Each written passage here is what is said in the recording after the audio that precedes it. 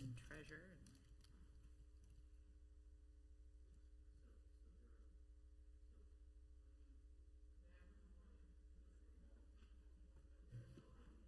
The weather was so nice today. I know, why is it always nice on Mondays?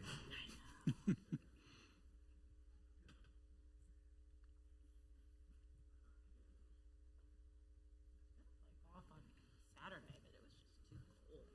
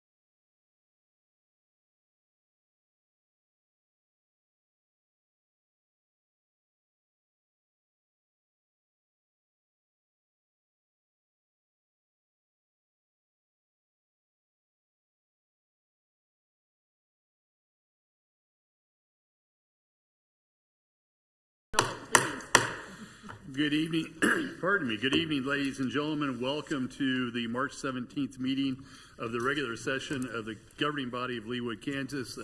Happy St. Patrick's Day to everyone, and we're glad that you decided to spend your St. Patrick's Day evening with us. With that, I will call the meeting to order and ask the clerk to call the roll, please. Mayor Eklund is present and presiding. Councilmember Filla. Here. Councilmember Larson. Here. Councilmember Sippel. Here. Councilmember Kane. Here. Councilmember Castor. Here. Councilmember Harrison. Here. Councilmember Sunkel. Here. And Councilmember Guyad is absent. Thank you, Mr. Powell. I find that a quorum is present and we can proceed with the business of the evening. I note that our scouts, who usually are dressed in green, which would be perfect for tonight, are not here.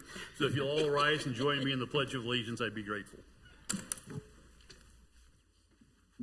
I pledge allegiance to the flag of the United States of America and to the republic for which it stands, one nation under God, indivisible, with liberty and justice for all. Thank you. Please be seated.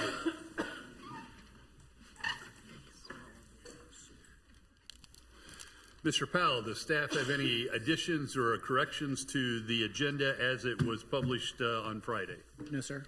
Thank you. In that event, is there a motion to approve the agenda as it was published? Move to approve. Thank you, Mr. Sipple. Thank you, Ms. Larson. Any discussion?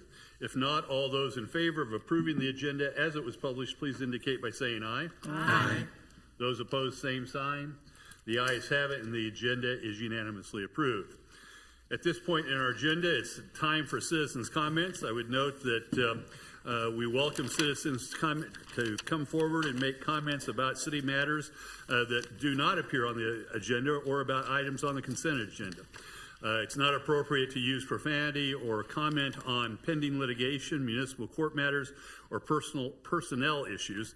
Comments should be limited to issues and items germane to the business of the governing body. The governing body will not discuss or debate these items, nor will the governing body make decisions on items presented during this time. Speakers are requested to keep their comments to 3 to 5 minutes, and we have a limitation of 30 minutes per meeting, but that's not really relevant to tonight's meeting. This evening I've had one resident sign in to speak, and that would be Mr. Ron Vine. Mr. Vine, welcome to the Leawood governing body. We look forward to your comments.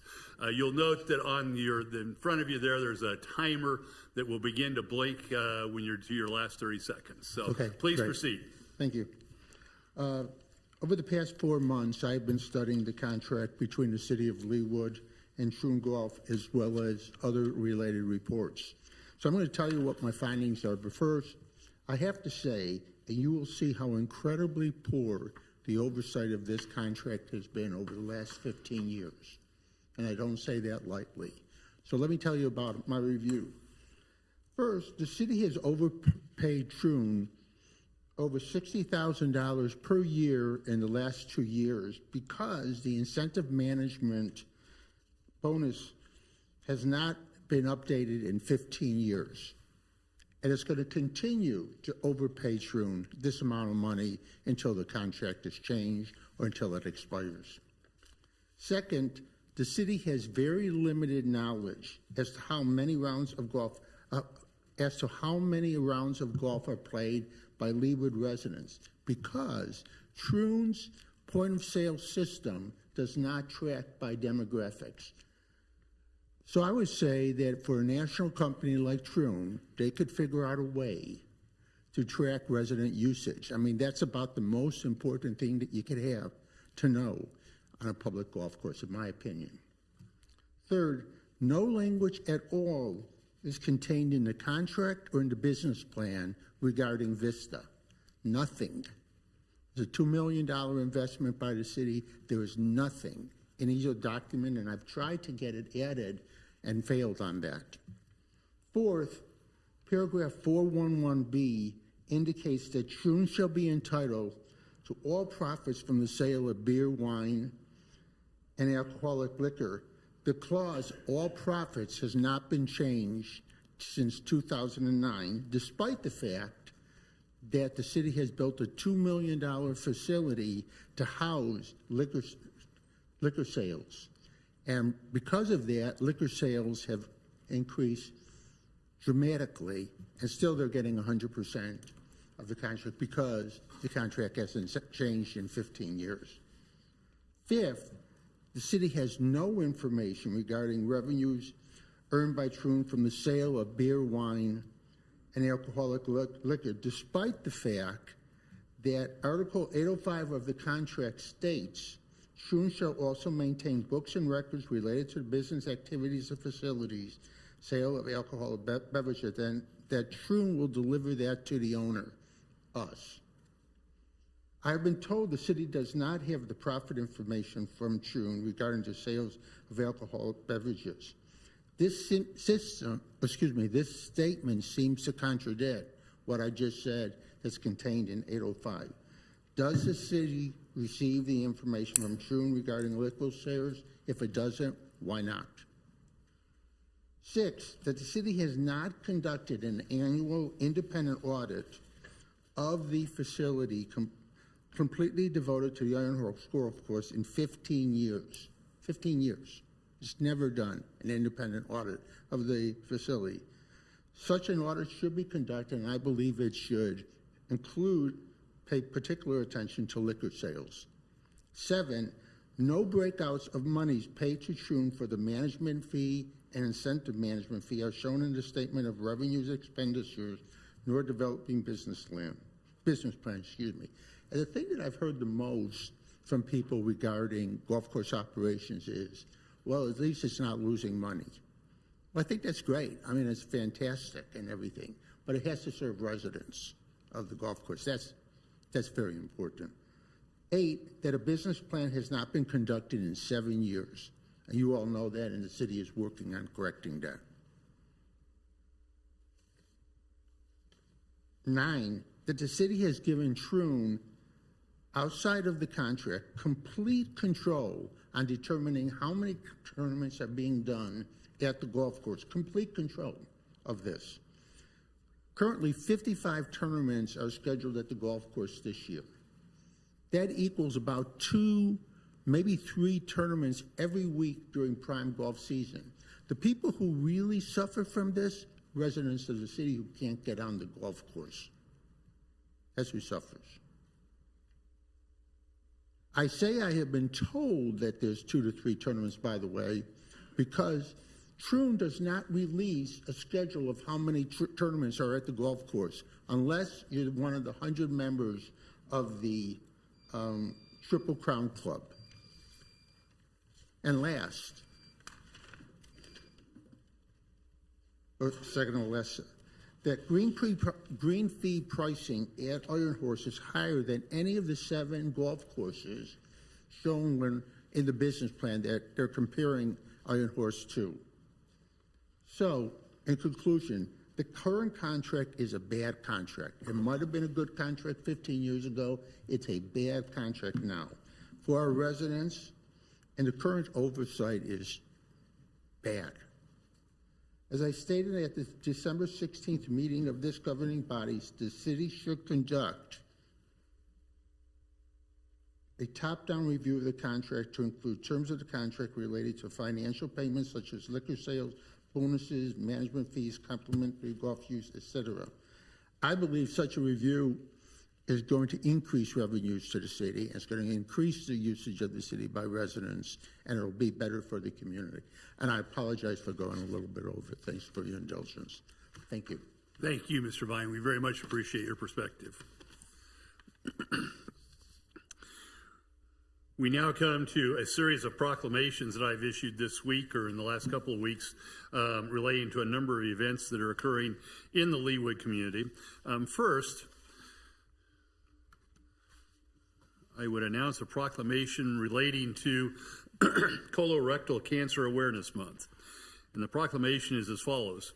Whereas colorectal cancer is the second leading cause of cancer deaths in the United States among men and women combined, and whereas colorectal cancer is one of the few cancers that can be prevented with timely screening, and whereas American Indian, Alaska Natives, and Black Americans are more likely to be diagnosed with colorectal cancer and more likely to die from the disease than other groups, and whereas colorectal cancer is expected to account for 12% of cancer deaths among Hispanic men and 9% of cancer deaths for Hispanic women, and whereas the incidence of colon cancer is increasing in younger adults, and whereas in 2024, there were approximately 152,810 new cases and 53,010 deaths from colorectal cancer, and whereas the national goal established by the National Colorectal Cancer Roundtable is to strive to increase timely colorectal cancer screening rates to 80% in every community for all Americans eligible for screening.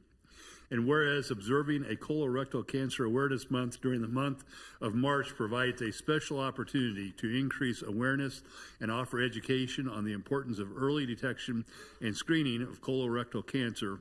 Now, therefore, I, Mark E. Elkins, Mayor of the City of Leawood, Kansas, do hereby proclaim and designate the month of March 2025 as Colorectal Cancer Awareness Month in the City of Leawood, and encourage all citizens to commit to regular screenings to ensure the continued health of our community. In testimony whereof, I have hereunto set my hand and caused the seal of the City of Leawood to be affixed this 17th day of March 2025. I would add to that my thanks to Dr. Castor, one of our council members, who brought my awareness to this important month, or this important awareness to the City of Leawood and to the governing body. So thank you, Dr. Castor. Thank you, Mr. Mayor.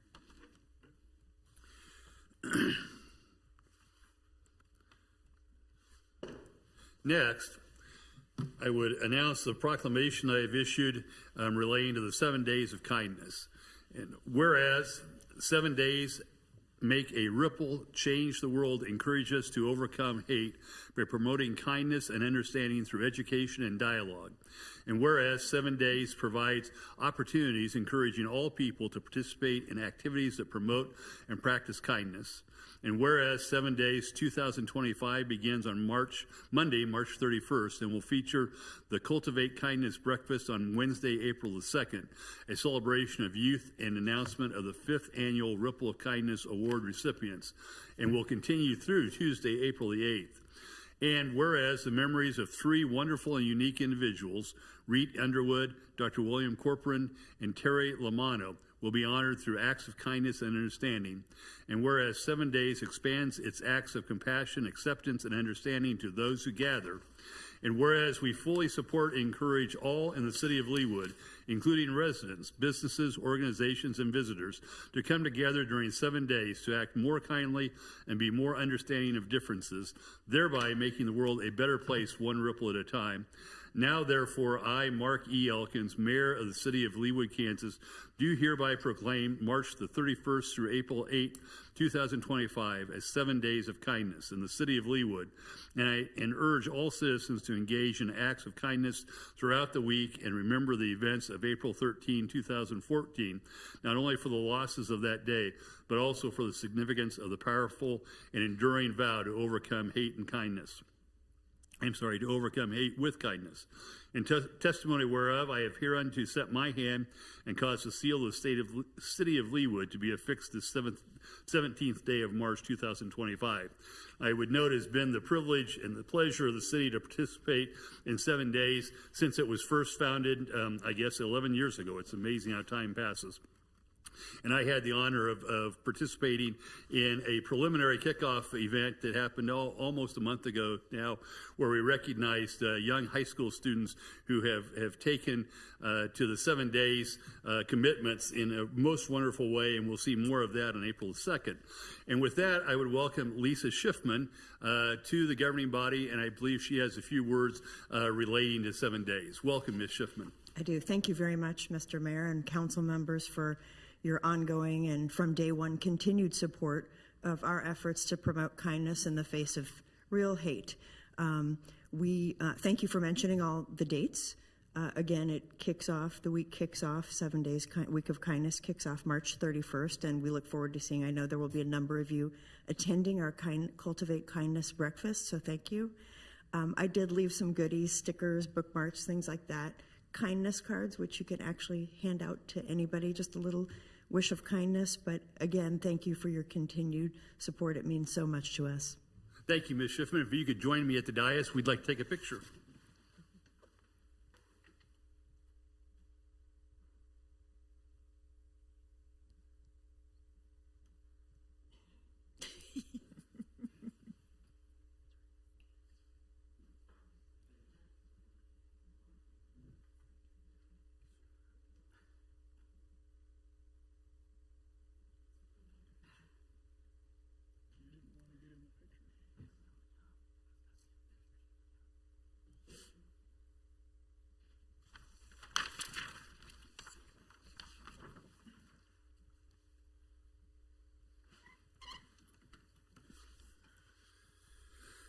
And last, I proclaim recognition of Arab American Heritage Month. And my proclamation goes as follows.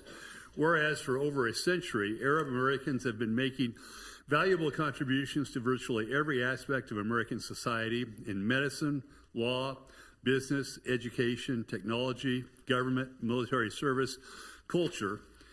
And whereas since migrating to America, men and women of Arab descent have shared their rich culture and traditions with neighbors and friends, while also setting fine examples of model citizens and public servants. And whereas they brought with them to America their resilient family values, strong work ethic, dedication to education, and diversity in faith and creed that have added strength to our great democracy. And whereas Arab Americans have also enriched our society by sharing in the entrepreneurial American spirit that makes our nation free and prosperous. And whereas the celebration of Arab American ancestry and cultural heritage educates our fellow Americans and counters misconceptions, harmful stereotyping, and shared misconceptions by other ethnic groups. And whereas they join all Americans in the desire to see a peaceful and diverse society where every individual is treated equally and feels safe. And whereas the incredible contributions and heritage of Arab Americans have helped us build a better nation, now therefore I, Mark E. Elkins, Mayor of the City of Leawood, Kansas, do hereby proclaim and designate the month of April 2025 as Arab American Heritage Month in the City of Leawood, and encourage all citizens to celebrate the contributions Arab Americans have made to our society. In testimony whereof I have hereunto set my hand and caused the seal of the City of Leawood to be affixed this 17th day of March 2025.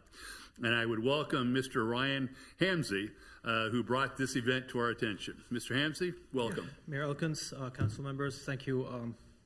Thank you for the proclamation recognizing April as Arab American Heritage Month. Arab Americans have contributed to every part of American life, and this recognition means a lot to our community. We appreciate your support in celebrating our heritage and the common values we all share. Thank you. Thank you, Mr. Hamsey. If I could join you as well.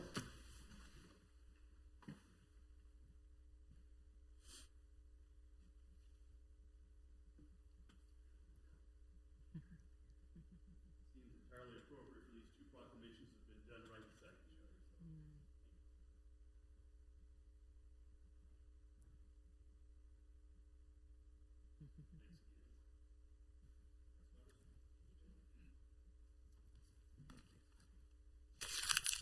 Should we have another picture with your beautiful wife as well? I think we should. Yeah. Oh, wait, Mark, go back. Go back and do it. Yes, ma'am. Until you get it right. Yeah, I was gonna say. Well, why would you not want to have all this beautiful color here in the picture, right? Behind every great man, there's a great woman.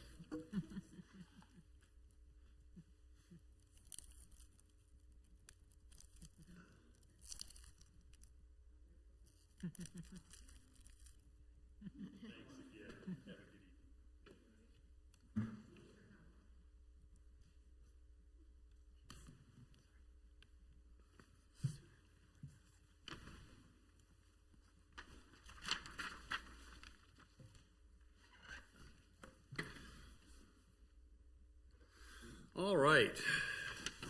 After those proclamations, I note that there are no presentations or recognitions this evening, unless Mr. Powell has something I don't know about. With that, I would call as special business the recommendations from city staff and Navitas related to energy efficiency projects. Ms. Stoddard.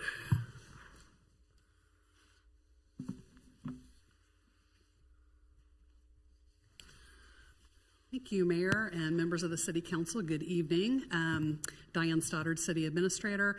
And I think the theme this evening is green, because we talked about the budget and finance earlier. So now we're going to talk about energy efficiency and the program that is called the Facility Conservation Improvement Program, or FCIP. And this is a program that the state of Kansas has initiated. And as you heard a little bit last year when Navitas was here and talking about the program initially, it's a way for us to finance projects that yield energy efficiency and or maintenance related savings, that then that energy efficiency savings or maintenance savings can be used to actually pay for the project over time.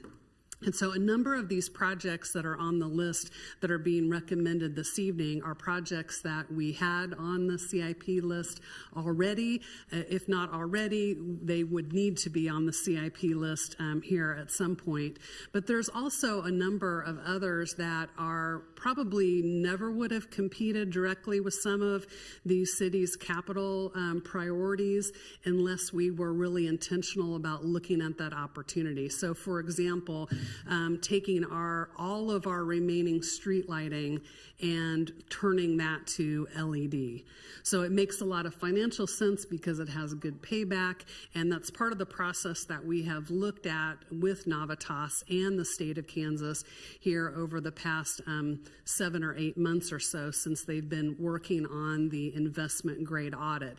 So since they talked to you last May, they had looked at all of our facilities. They looked at all of the opportunities for our different projects that would yield this kind of savings, and this evening have those recommendations that our staff also supports to present to you, some of which do meet the state's criteria that's pretty rigorous on providing a payback in a shorter amount of time, some that don't but still provide some payback that we're recommending proceeding with, and then others that are kind of we looked at them, we don't recommend proceeding with them right now, but maybe can relook at them at some point down the future. I will note that we have Ryan Terry with Navitas this evening who will be going through a presentation for you. We also have Rick Pemberton and David Carter with the state of Kansas, and I think Rick and David have traveled from Topeka, believe, and Manhattan this evening to be with us. But the state of Kansas provides a really important service with this program. They review the information that Navitas has worked on in the investment grade audit to verify that there are appropriate energy savings with the project. So they really work on behalf of the city as an advocate that we have in working with our partner Navitas in making sure that the numbers are going to work. And once Ryan has completed his presentation, I'd like Dawn to talk a little bit about what our thoughts are on financing this. And we're not looking for any action this evening from the governing body, more just if there's any concerns, questions, comments that you may have for us. And then the next step after this would then be to bring back more formal documentation and an agreement with Navitas to actually proceed with the projects, which we would do at a future meeting. So this evening is just informational, usually some information that we would typically present to you all in a work session format, but we have a pretty rigorous work session schedule, as you know, so we thought we'd take the opportunity to talk about this evening. So I'll introduce and turn it over to Ryan. Welcome, sir. If you could state your name and address for a record, we'd be grateful. Yes, Ryan Terry, 18920 West 179th Terrace in Olathe, Kansas. Good to be with you. Good to see you all again. It's been a few months. Also with me tonight is Bob Miller. He's our lead engineer on this project. Diane, real good segue, really good summary. Do I just click on this to move? Okay. Well, Diane, you did a good job of kind of summarizing. I won't go too deep. I think you did a great job of summarizing what the SCIP tries to accomplish. You know, the only thing I would add is in concept what this program does is it takes, just like Diane said, budgetary savings from operational savings, operational budgets, and from utility budgets and from capital budgets to create some kind of funding mechanism to help fund these kind of projects, and limited in kind of scope to energy-related upgrades, not new buildings or big projects, but really deferred maintenance and energy-related things. And St. Patrick's Day green, again, I like that correlation. So where are we at in the process? We have gone through, I think last time we spoke, it was when we were just starting the process, we had gotten through a preliminary analysis of the investment grade audit and found many things that was worth at least evaluating to see what kind of economic return it would be and what kind of needs, maybe prioritized needs along with city staff. And so we're at the stage of kind of the final negotiation of that scope to understand, there's a lot of moving parts in today's world with tariffs and changing costs at the last minute. So that's one of the reasons we pushed last time from the work session to try to understand those. I think it's prudent to start to make decisions before lots of tariffs comes, but we feel like encompassed a good price and to at least share with council. And maybe I will say maybe the last step is to finalize that scope, finalize what those costs are with contractors and material costs, and then to present here in a few weeks. So with this slide, I know there's a lot of information, and I'm going to stay relatively high level and go through just line by line what these projects are. But to start off, just a little bit of a guide for how we look at these projects. So as Diane said, there's kind of divided into SCIP projects that would be going through the state. Through the state program, and Dan said it well again that it's a rigorous payback criteria that has to fit within. So the top projects there fit within the payback criteria, which would be 15 years. And so you see individually listed different items. They're kind of also the high priority items where you've got lighting retrofits on interior and exterior that's improving light quality, but also has a good economic return. We have roadway lighting that are the major Cobra heads, bigger lights that has a good payback, and that's both a utility savings and an operational savings because there will be less maintenance on those because LEDs last longer than a typical light. Also, there's a high need to replace some HVAC at the lodge. And then lastly would be a solar project that is eligible for the energy investment tax credit. And as of right now, City of Shawnee just received that credit. We see public entities continuing to apply for that, and money is flowing for that at least right now. So we feel pretty good about that moving forward. So that project, if you can see, has a 13.5-year payback of those items. Does that make sense? So then the next projects, the non-SCIP projects, these are items that would fit within the statute that is a longer payback criteria, but does not fit within the FCIP project criteria. So the other things that we looked at were the second part of the roadway lights. They're decorative lights. So those are just more costly. And so right now we are mocking up some of those to evaluate different options on that piece of scope to get a final option and price. So that is one of the items that we're finalizing right now. But it is, as you can see, the payback is much higher because it's a decorative light. The second one is building automation system and optimization and energy management. That is something that that is a maintenance project really was kind of started by city staff that would just be completed. So there would be one building automation system, building control system for your facility staff to control all buildings, all mechanical systems in every building. Included in that is energy management. We typically stay on with our clients for at least 3 years, and many clients we stay on as long as you'll have us. We want to be a partner with the city as long as we can. Believe in this. We feel like we can provide value and continue to realize energy savings and exceed what we think what is in this project actually. So there's a couple of more heating and air conditioning projects. There's the city hall. There's a piece of equipment or the terminal boxes for the heating and air conditioning equipment in this building. This is a capital project that does have an energy savings component to it and a maintenance savings. At Einhorst Golf Course, there's split systems that need to be replaced. There's at the Justice Center, there is a lot of heat pumps that are really just at the end of their life and have been a maintenance challenge for city staff. That piece is also eligible for the energy investment tax credit. So that would be a pretty substantial rebate to the city of around 30% is what we expect.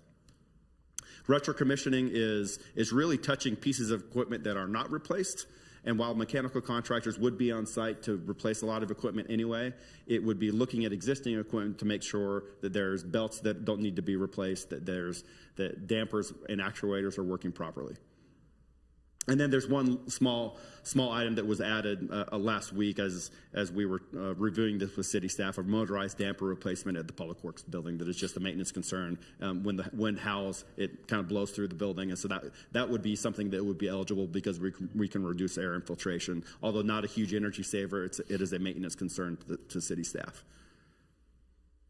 So that overall project, if you combine those two projects, the FCIP project is about a $3 million project, and the non-FCIP is a $6.4 million project. That payback is 18.8 years if you combine those two. One other point that Diane and I have spoken about is we have a pretty large what is called a bid contingency to account for potential tariffs or any changes in prices as we arrive at the final. So if you were to add up all of those numbers, they wouldn't add up to that 6.4 million. That is because there's a contingency in there for that. And so the final step would be to have the exact cost down to the dollar amount rather than nice rounded numbers.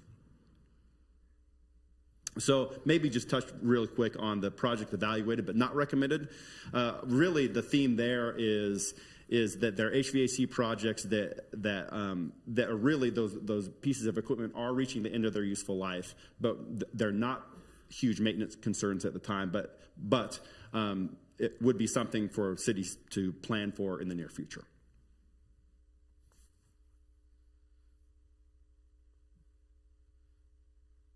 Any questions on any of the scope? I have, for our engineer, any technical questions? Ms. Harrison. The Public Works building is quite new. Am I correct? And so is this just something that we built the building, we didn't realize there'd be a little issue, and I mean, it's only $22,000, which at $6 million, this is like, nothing. But the motorized damper replacements, it's really installation, right? It's not, it's a brand new building. Are we replacing That particular building is not brand new to the city. There's been a new construction project over there that I think that the Parks Group is moving into or has moved into within the last couple months. Okay. So this damper is original to that building, and it's just over time it's just degraded, and so it just needs to be replaced. It just leaks, so air can come blowing through that entire Bay Area and make it cold. All right, thank you. Yep. Yes, Dr. Castor. Yes, just on the simple payback, you said those were in years, so many of these items I see are actual physical structures. Just taking solar, for example, what's the natural life of solar panels, and does that exceed 16 years? In which case, the value isn't really there? Yeah, so good question. So there's two pieces of warranty to that. The solar panels are warranted at 25 years. And then there's an inverter that really takes the direct current to alternating current to put into your building, and that's typically a 15-year payback.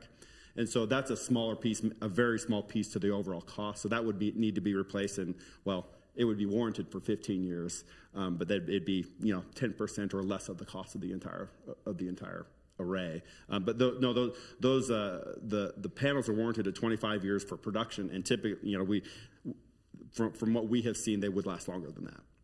And would it be same for like the lighting retrofits as well? Do those tend to have a very long Can lifespan? You speak to the lighting warranties?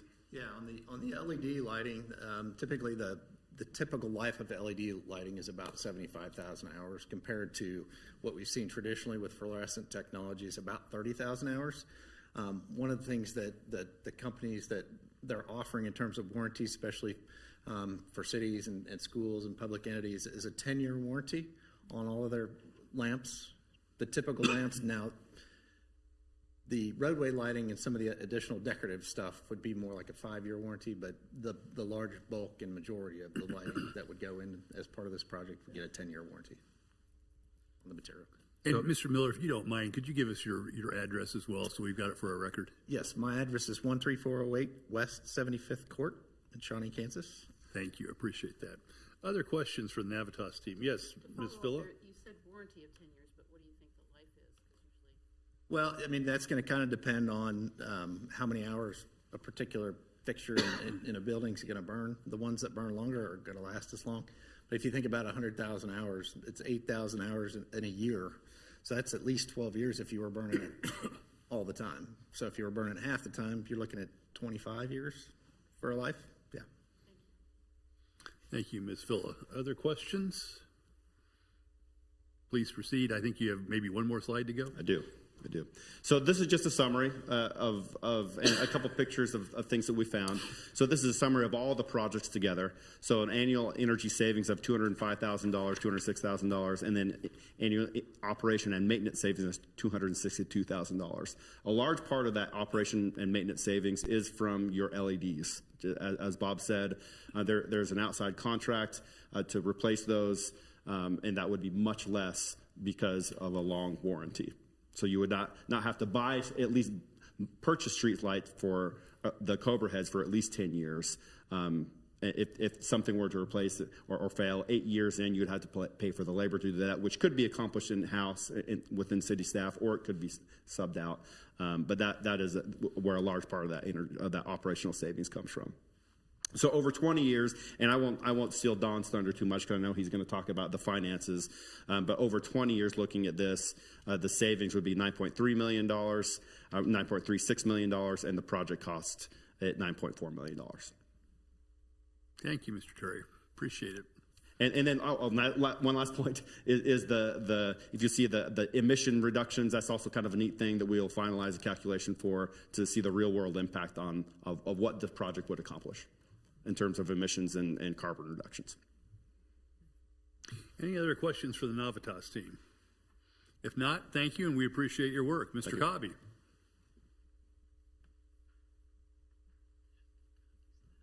Leg almost fell asleep there.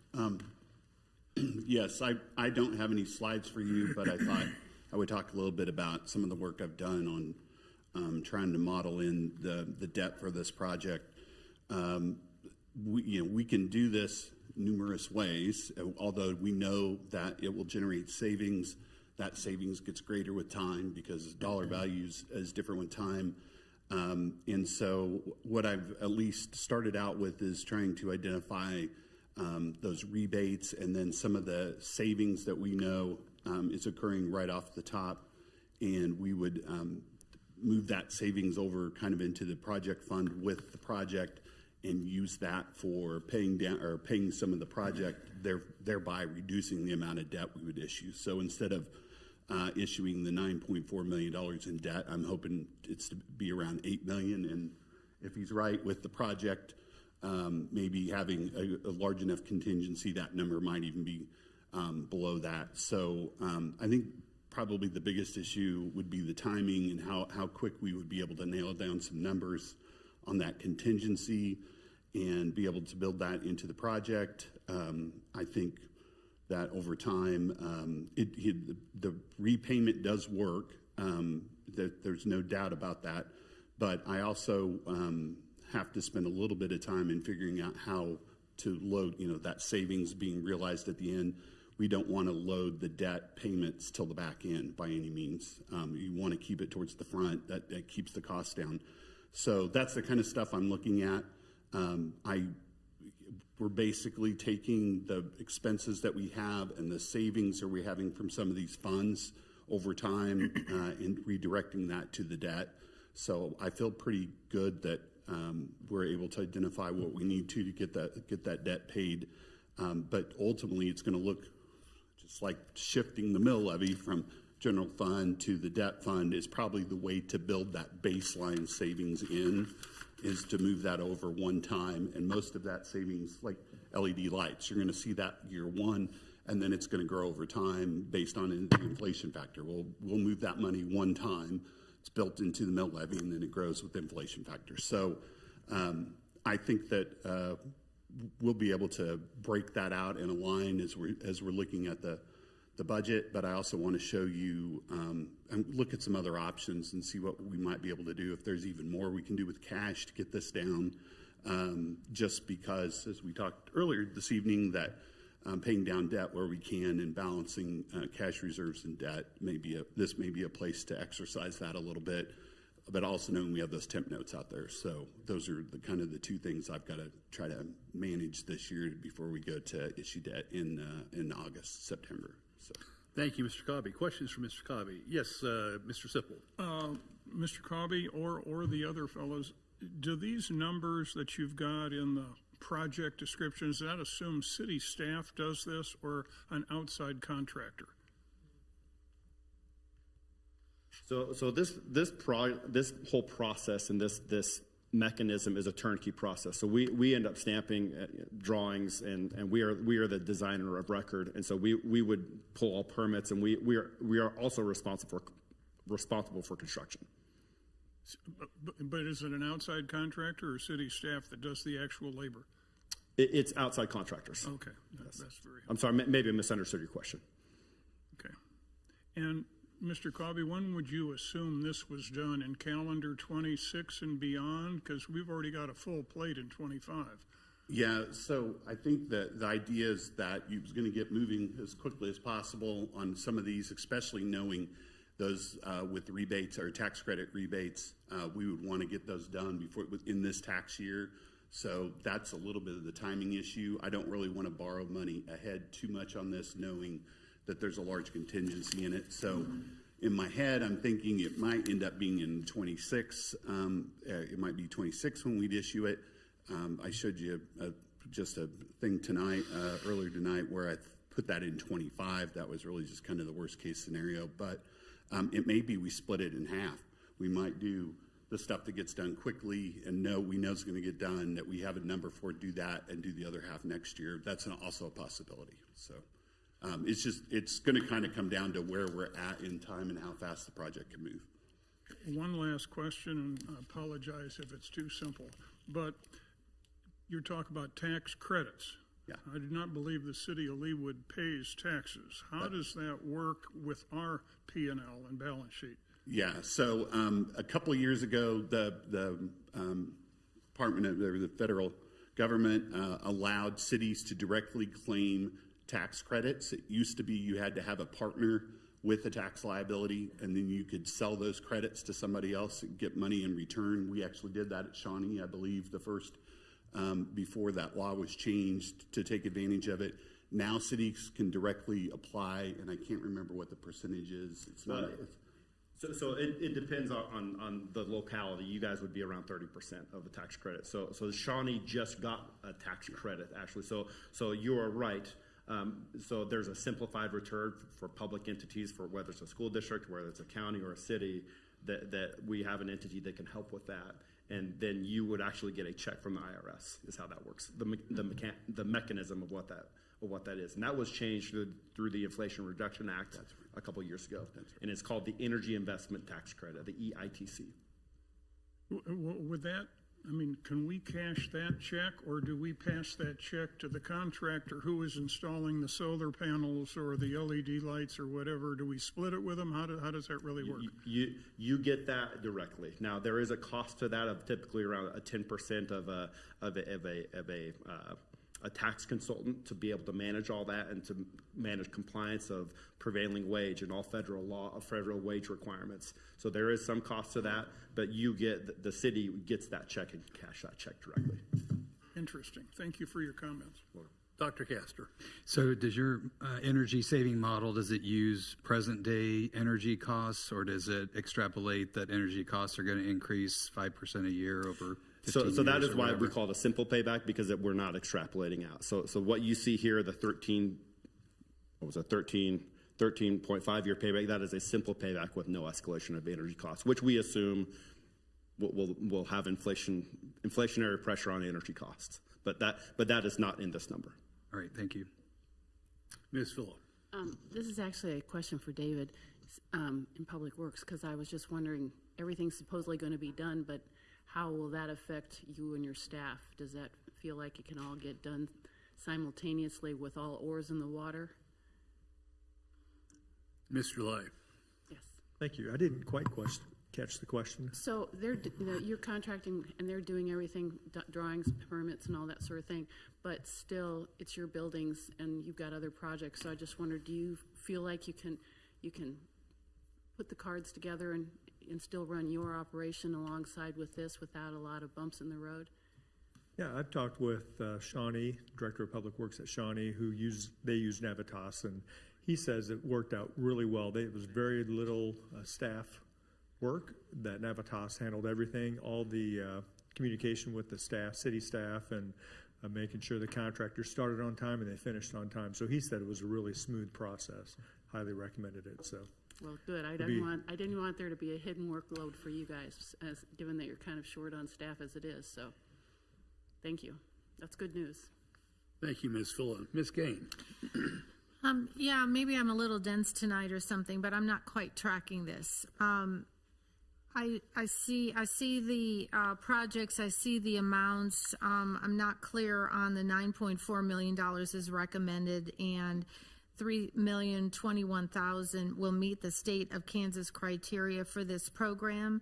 So does that mean that comes off the $9.4 million? Yes. So in the second to last page, that it is, there's two separate costs. There's a $3,021,000, and there's a $6.4 million. That would be the other parts that still would fit statutorily with what we do, but is not in the Kansas program, or the SEIP program. Thank you for that clarification. And then to your point, the LEDs lights have a life to them. HVAC systems have life to them, right? This is part of the reason they're hitting your projects summary, right? Correct. So if we replace HVAC here and there and other places, and it's an 18.8 year simple payback, we're going to have to replace those systems anyway. In 18 years, so this whole project's going to have to start over right? Yeah. So what are the things? So in the industry, there's something called expected life. So in our industry, typically that's 15 years. One of the things we feel like we're really good at is helping units run much less, put a lot less miles on that mechanical equipment. And so through energy management and the building automation system, we feel like that we can capture some of the energy savings. What we're not capturing 100% is the increased life of that equipment. And so you're right. The overall project payback, if you're to look at just one individual item, it's something that you have to do no matter what. Whether you do it with a company like us or whether you do it through some other mechanism, there still is a need to do these projects. But you're right. If you look at that in about 18 to 20 years, you're probably right. A lot of that mechanical equipment will be up for replacement. Right. So this whole process has to start over all over again, right? So we may or may at that time, Kansas may or may not have this offset, or may or. So I guess I'm missing the connection here. If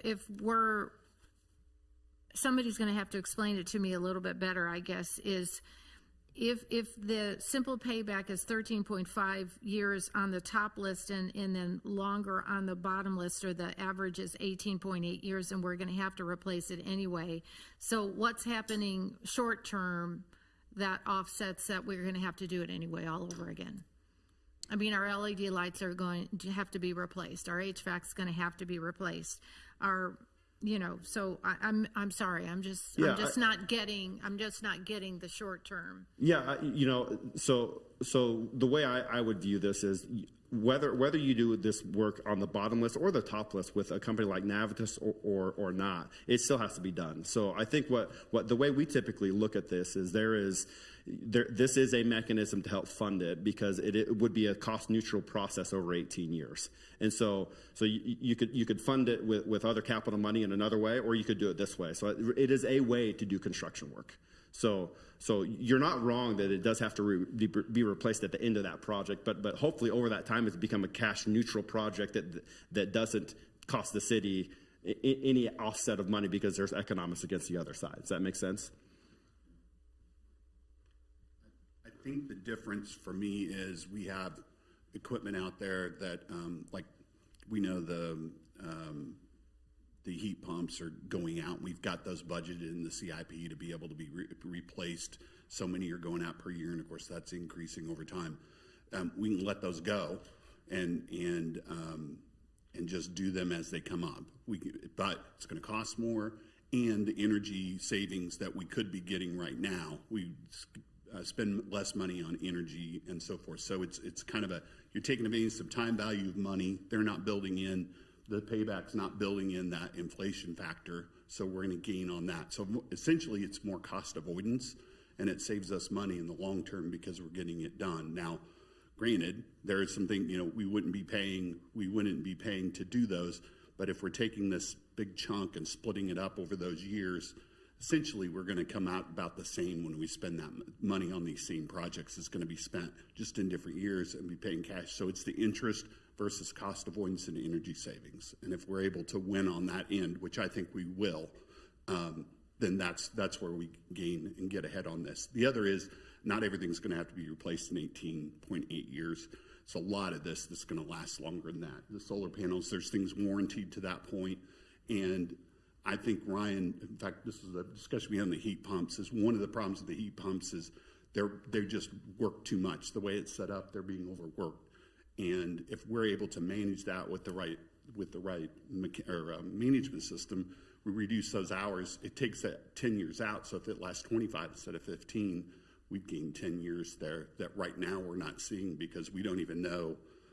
We don't know how efficient anything's working because we don't have a system. So over time, it really does pay over time. It's just each piece of it is a little bit different, but we're not going to be replacing stuff that hasn't been paid for yet.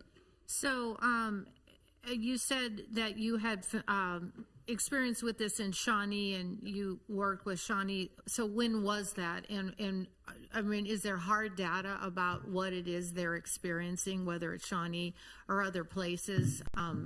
Again, to me, it's like you said, it's kind of almost like, having a scheduled maintenance plan for your car or your house or whatever.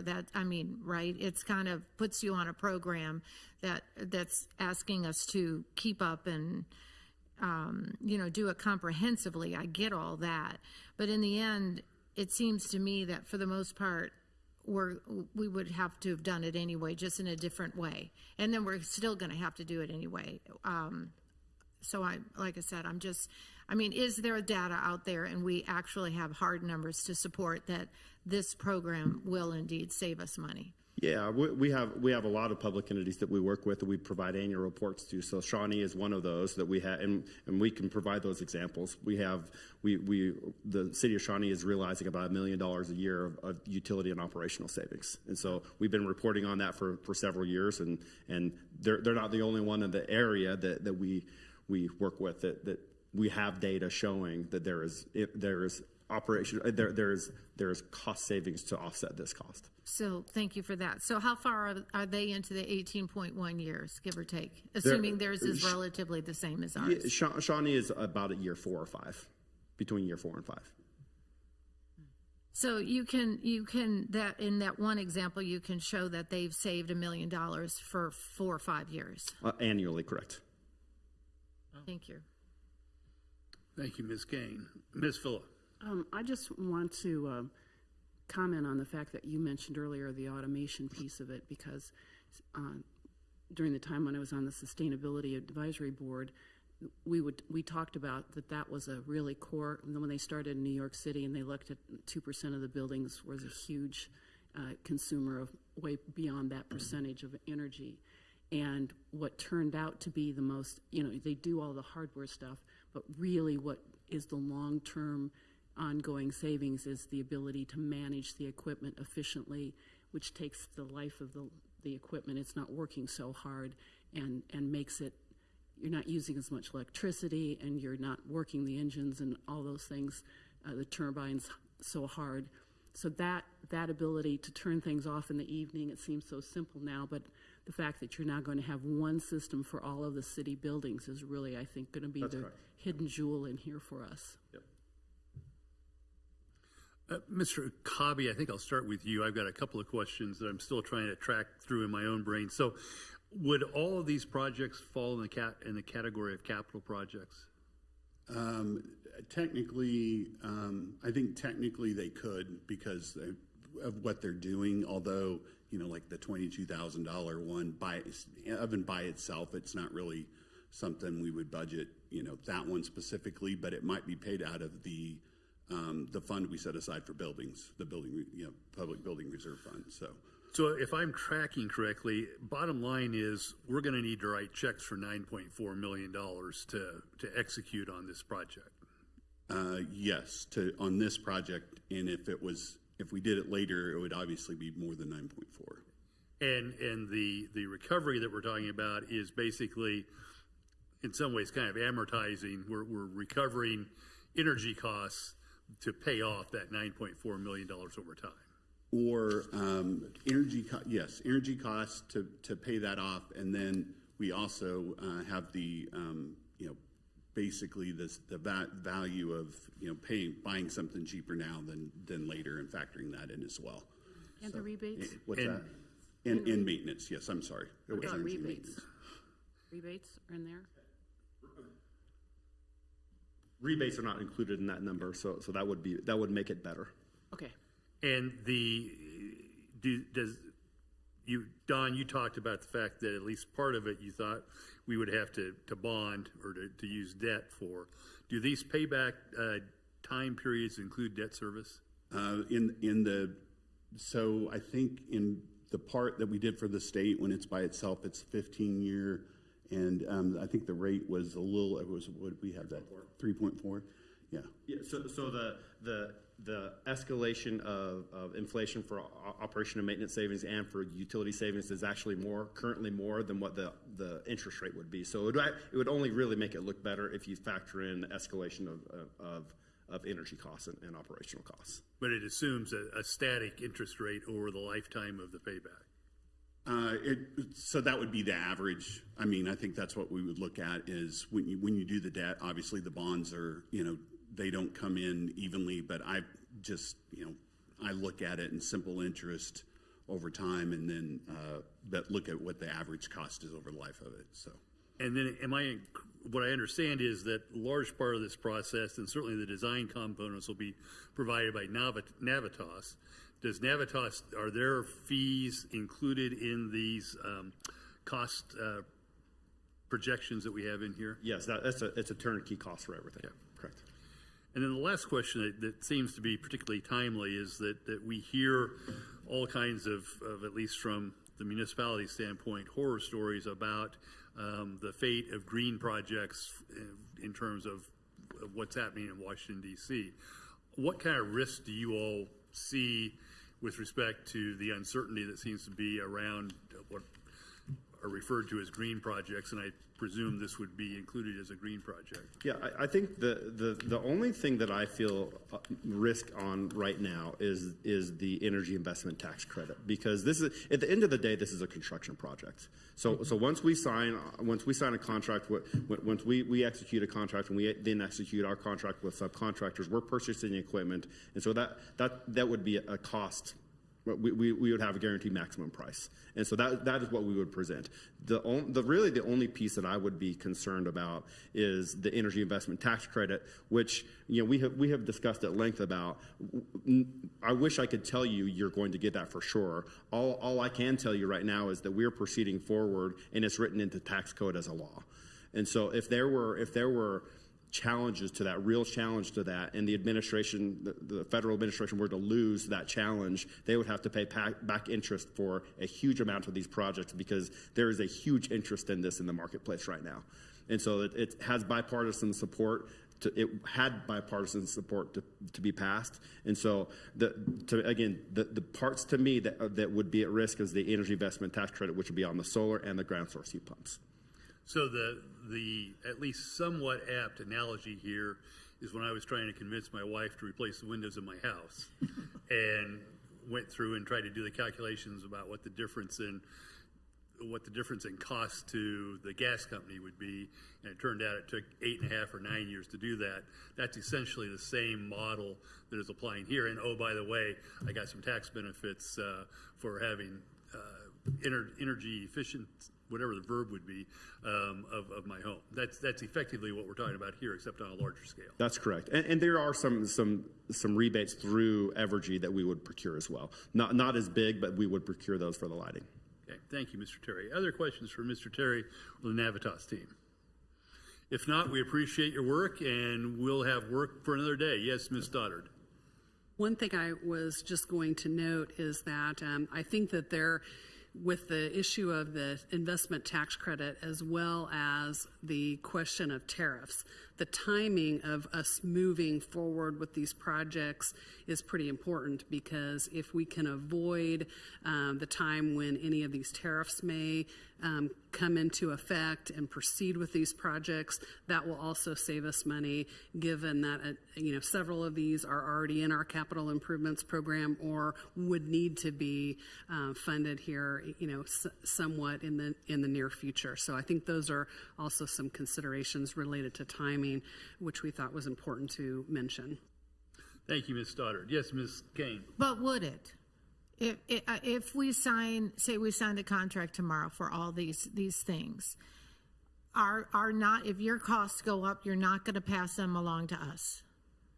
Because every other construction company out there, all the contracts I'm signing for new home construction and stuff, it's built into the contract that they're going to pass along the increased prices to us or to the consumer. Yeah, so once we sign a contract, those contractors, we have, it would be a guaranteed maximum price. So we would not pass along any further tariff. So once you order equipment, then the clock, that's when the timestamp is, and they can't go backwards. So now moving forward, if it was a day after a tariff went into place, but we place that into order before that, then we would be okay.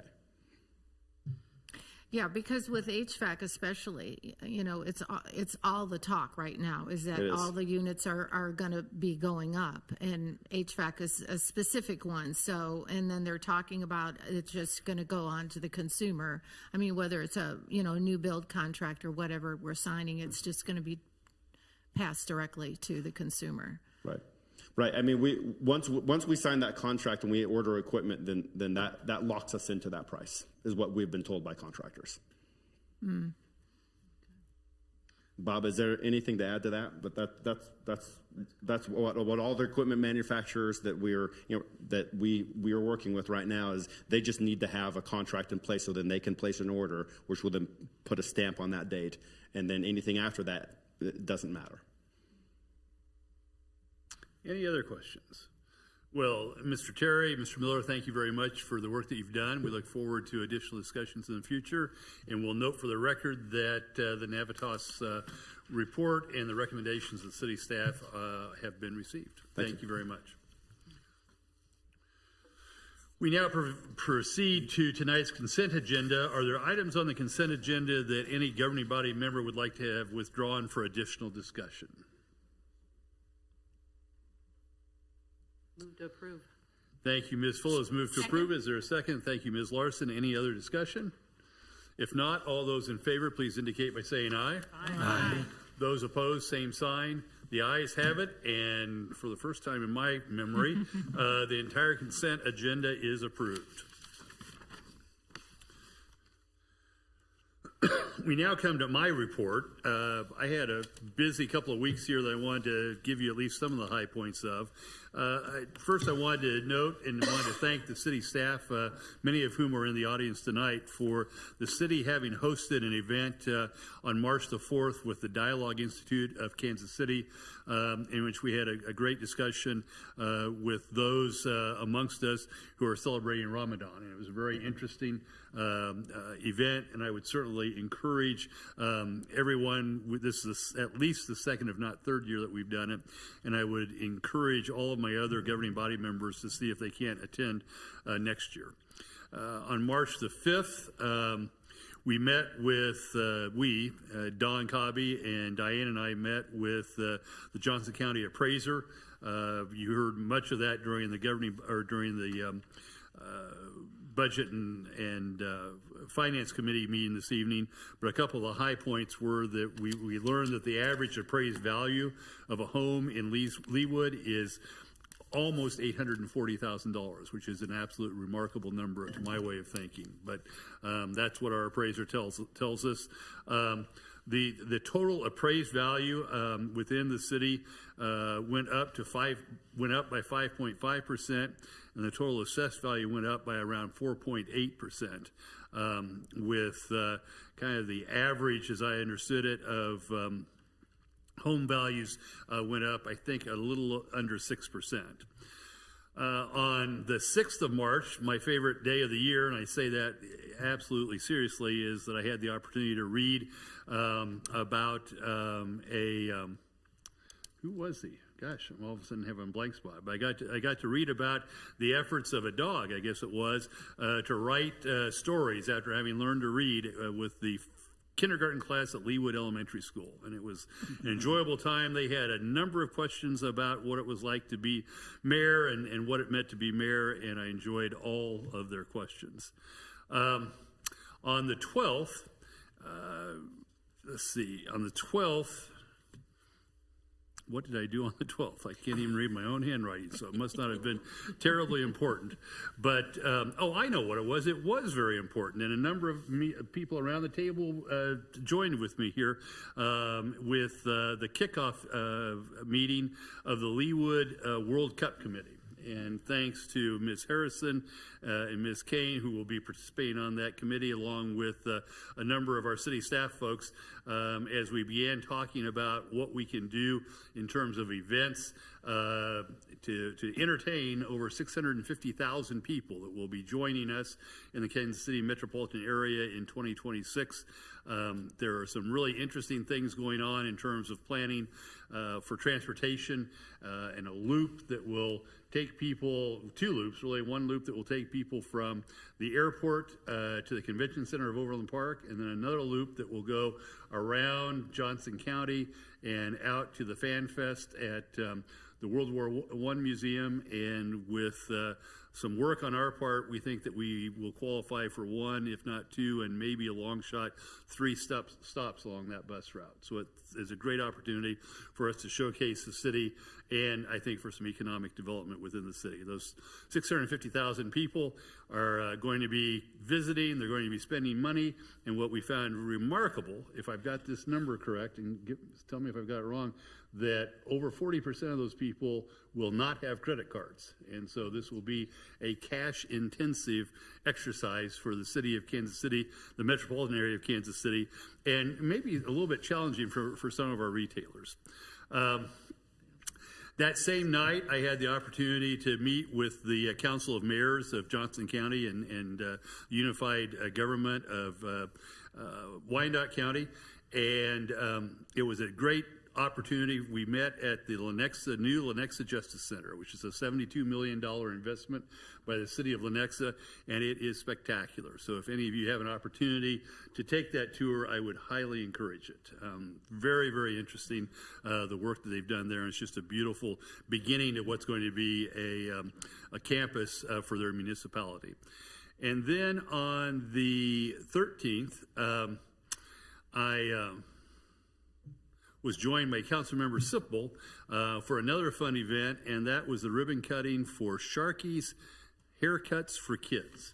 And really interesting new place over by behind the Price Chopper, a young entrepreneur who currently is living in San Francisco, but as soon as her husband retires from the military, plans to relocate here to Leawood, and it's just was a lot of fun. So those are the highlights of what I've been doing for the last couple of weeks, and I thank you for your patience with my difficulty in reading my own handwriting here. Teach me that I need to type these notes. That brings us to the council members' reports. Do council members have anything for the good of the municipality or for the good of the governing body they'd like to speak to?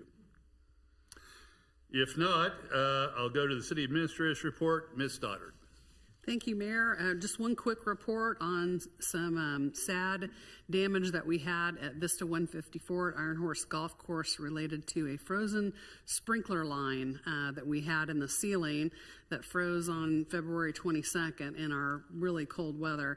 And fortunately, Troon was on site, and they discovered the water accident quickly, and the staff contacted a disaster recovery vendor. So by the time the state of the city rolled around later that week, it was almost as if nothing had happened. But there's a significant amount of damage, as you can see. Looks like the costs will be are in the $125,000 area, but we do have insurance for that with our deductible being $25,000. So just was a quick update for you with some photos. Questions for Ms. Stoddard on the repairs to the golf course or to the golf course clubhouse? If not, go to committee recommendations. We don't think we have any this evening, and this brings us to old business, which is a resolution approving and authorizing the mayor to execute an agreement between the city and BBN Architects in an amount not to exceed $39,240 to develop a parksite master plan for 96th and Lee property. Ms. Stoddard, do you wish to be heard? Yes, Please Mayor, proceed. Thank you so much. Yes, I wanted to bring this to your attention. This has been an important topic that has been discussed on 96th and Lee. So although it's within the authority for the city administrator to execute this particular agreement, I wanted to make sure that you all knew about the proposed scope and the time frame and the steps involved in the process to getting us to a park site master plan for the 96th and Lee property. And particularly, I wanted to draw your attention to, on the attachment, there is the contractor agreement, and there is an exhibit A that walks through the scope. Sorry about scrolling down here for you. That lays out what their tasks would be. And in particular, they would be working to develop 3 to 4 schematic concepts for the site. And then they would be bringing those to city staff for any feedback that we might have and incorporate any changes and take those to a neighborhood meeting that would be kind of in an open house format for feedback from the neighbors related to those 3 to 4 schematic designs.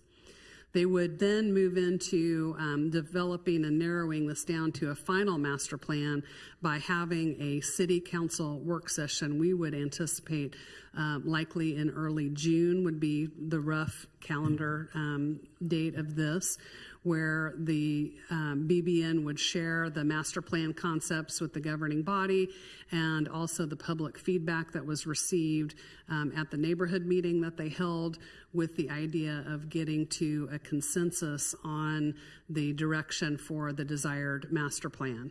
And then they would also be talking generally about some of the proposed phasing of the projects related to the schematic concepts. They would then be developing a preferred concept based on the direction that they received at the work session, and they would have a final product, which they would have an illustrative site plan. They would identify key components of the park. They would talk about an updated, itemized, and phased cost estimate for the various components of the project, and provide that back to the city. So one thing I want to emphasize with regard to the development of this type of a park master plan is this just simply sets forth an overall vision and a plan for the city. It would have phasing in it that would enable the city to understand the preferred sequencing of the various phases of projects that would be involved. So oftentimes it makes more sense for one thing to happen before another thing in such a plan, and this would provide cost estimates that then we could use to budget appropriately in future years as needed, as desired, and funds come available, and sometimes, grant opportunities come available and that kind of thing. So this could definitely be done over time in terms of the actual implementation of the plan. There would then be a second neighborhood meeting where BBN would share back in an open house format with the neighbors this preferred alternative. They would then get that input to be able to share later with the Planning Commission and the governing body in meetings of both the Planning Commission and the governing body, and bringing that back for final approval of a master plan. They did also itemize in this exhibit, which I think is important, and I draw your attention to, that they would be roughly basing where they would be launching from with the development of the 3 to 4 concepts based on the general direction and feedback that they received from the January 21st work session, which they kind of itemized there for you. So the proposed fee for the scope as set forth would be $39,240. And again, their schedule, which is attached and detailed, would have them concluding this project in the early summer, working with the Planning Commission and the governing body's timeframe. And that would enable us to work on, for future budget years beyond 2026, be able to look at opportunities for where to fund any programs that are adopted in that final master plan. And I know, I believe Scott Bingham is joining from BBN tonight. I believe he's on Zoom. If there's any questions that you may have for BBN or any questions for me, I'd be happy to answer those. Questions from Ms. Stoddard? I'll start with Dr. Castor this time. So will these items, when they present them to the neighbors as well as to us, have some guesstimates of price for each of the parts of it, just so that people can understand that doing this will cost X dollars, just to be part of the conversation? Is Scott available? Scott, can you answer that? It looks like maybe at this first city council work session that there's some discussion of the phasing, but would that include cost estimates? Oh, he's not? Okay. It does say that the concepts will include conceptual level estimates for construction costs. Not sure what that means, but that's in the materials. So I think that may be as they look at developing that preferred concept, so that kind of step after the initial neighborhood meeting and the initial city council work session, they would be then developing some costs related to that preferred alternative. And unless you all would like any changes to any of that, and we can make sure that that would be incorporated. That was part of the reason for the discussion this evening. Thank you, Dr. Castor. Can I just have a follow-up? I guess my just comment to follow up would be, I would hate to present kind of a Cadillac version, if you will, to the neighbors and have everybody fall in love with it when it may not be financially feasible for the city to do that. And so I'm almost wondering, should we see that before it goes to the community to take a look? I'm just kind of thinking out loud here. If there's a desire to do that, we could certainly have some of that discussion with you all about the 3 to 4 concepts first, and maybe have them develop some order of magnitude of what that might be as part of that first step. It would add an additional meeting to your schedule, I think, if we did that. But we can certainly talk with BBN about that. Mr. Sipple? Thank you, Mr. Mayor. Diane, I looked through the park program section, which, if you would raise the presentation slide up here, I'm one of the liaisons to the Parks Board, and I recall a number of these items were discussed and recommended by the Parks Board, but others were not. And I wondered, there's been some discussion the last 60, 90 days that the Parks Board and many other committees should be more actively involved in specific recommendations and specific budget items and understand the costs involved.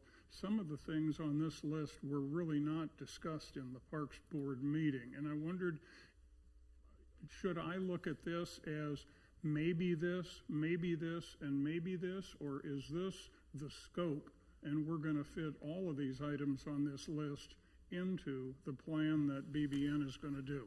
Now, that's where I'm confused. Well, I think at least they were trying to begin with some of the direction that they've itemized here from the January 21st work session, and then develop those 3 to 4 concepts, and then it would be refined from there to a preferred one. Well, and the case in point, and I don't want to get picky here, but the water feature was not something that came out of the Parks Board, I believe, and the specialty garden, I remember that came out of the Arts Council, but this is all under the heading of Park Program, and so I thought that maybe you were attributing some recommendations to the Parks Department, or the Parks Board, excuse me. Oh, I'm sorry, yes. Well, I think they're just using that heading, but they're meaning the work session that the City Council had on January 21st, and there were recommendations that were received from a variety of different boards, but this was part of that discussion on all these items that they were trying to summarize as a starting point. So in your opinion, then, we don't have to accept all of the things that are on this listing? Well, I think that's what their starting point was, but it could all of this could certainly be refined as we go through the steps that they are outlining. Okay. As long as there's not an obligation to assume this is set in stone and it's a matter of fitting these 9 things into that couple acre piece of ground. Right. I think this gives them a starting point for that, but then if there's some desire to remove something or add something else, there's still some of those options. I think that's the reason for the programmed work sessions in the schedule here. The other thing that I would strongly recommend to you, Diane, is that you add, again, within reason, the Parks and Recreation Advisory Board should be consulted before it comes to us. Certainly before it comes to us in the last instance, but perhaps even before it comes to us in the first instance. And we will rely upon the Parks and Recreation Board to actually provide their input. They've certainly had input in the past, and we kind of go through these iterations, but at some point in time, it comes to us in the final instance. But I think that given this development, I would certainly encourage you to add an element of consultation between BBN and the Parks Board. Mayor, would you see that as more at the front part of the process, or part at the kind of at the end of the process when the Planning Commission is consulted as the final plan comes forward? Or no, I would see it, again, this is just me speaking, I'm only as one person here, but I would see it coming certainly before Planning Commission and before, I don't have the schedule up here, but even before the governing body looks at it and gives it preliminary approval. We're looking to be advised not only by BBN, but also by the Parks and Recreation Board. And so I think that they should have an opportunity to comment on it and provide us with the benefit of their thoughts at the same time that BBN is providing us with their thoughts on it, which implies that they see it before we see it. Very good. We can certainly add that. And again, if there are others on the panel here who disagree with me, please let me know. Thank you for that clarification. I agree with you. I agree as well. Thank you. Thank you. Ms. Harrison, I'll go with you. Couple of questions, or concern. One of them is concern. I feel like we have workshopped or meetinged this more than any other issue in the history of Leawood.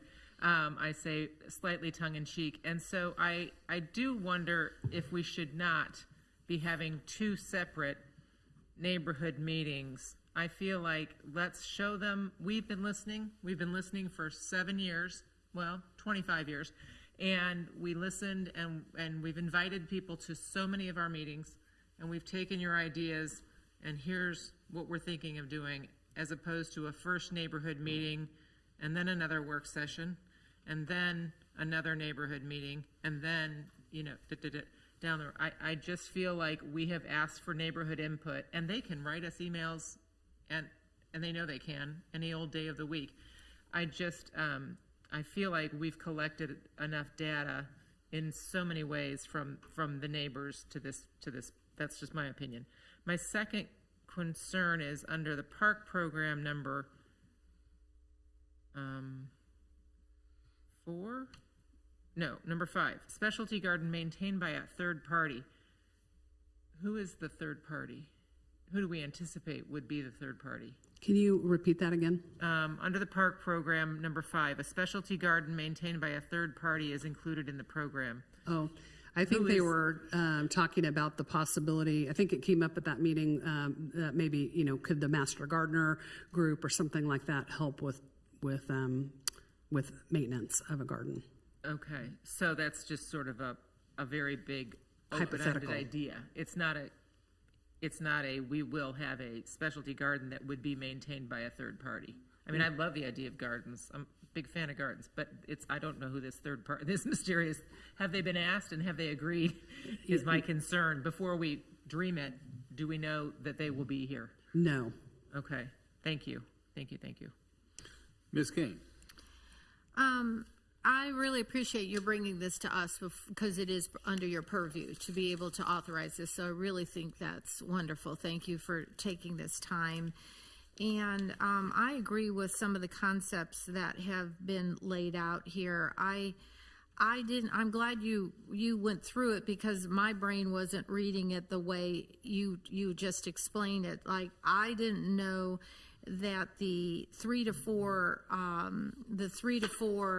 concepts, the schematic concepts, were not all going to come to the city council, or now it sounds like it's at least going to come to the Parks Board.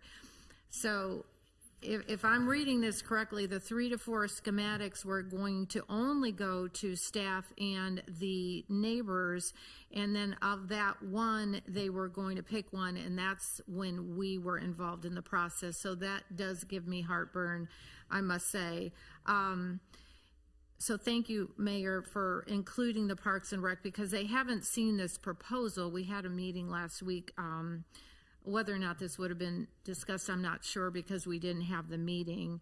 But I think they should be looped into this process personally. I, too, do not recall some of these things. I know the Arts Council, for whatever it's worth, said tear down the City Hall and tear down the fire station. That was what Arts said. And then the park said, and I can pull up the minutes if you want me to, but they said tear down the City Hall and retain part or all of the fire station depending upon the cost. There's a very strong caveat there, and that was, as I recall from our work session, that was the consensus that we were willing to entertain it, but not without really hard costs involved with the fire station. The same with, and I agree with what Chuck said, I don't recall that a consensus was built around a water feature. There was not a consensus around the community garden, so I'm glad to see that some of the concepts will include a community garden, some of them won't.